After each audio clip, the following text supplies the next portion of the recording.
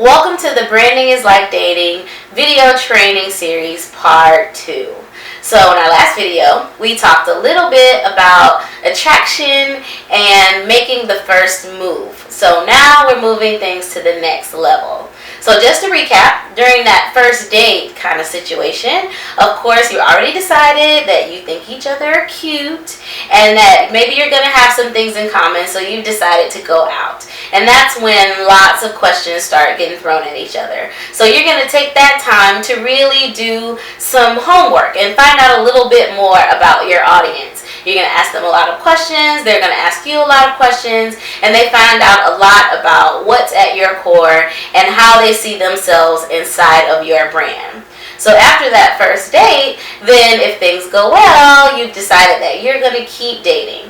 And so you're in that casual dating period, you're having fun, you're going out, you laugh a lot, you're delivering on everything that they asked you to do, and they think you are fantastic, which is exactly what you want. But as things progress, you get to that place where the expectations and the reality are not always the same thing. So the same thing happens with branding.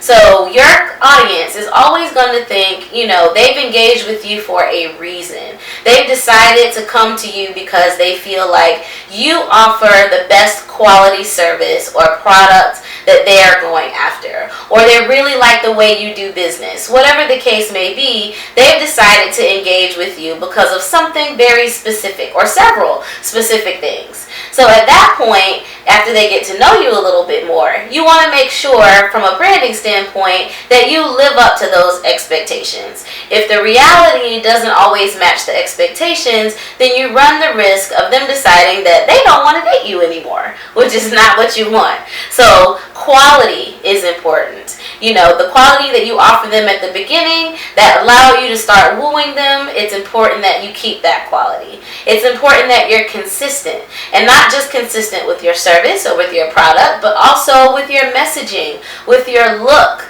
Do you offer them the same type of information? Do you still offer them the kind of deals that you had before? Are you still giving them something that really provides value to them?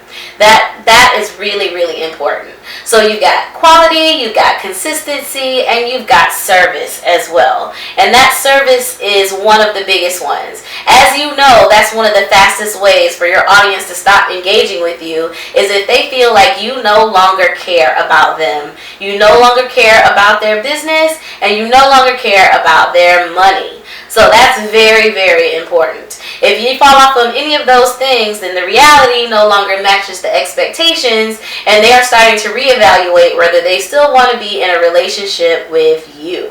So after that, your next step is trying to figure out whether they're the right one or not.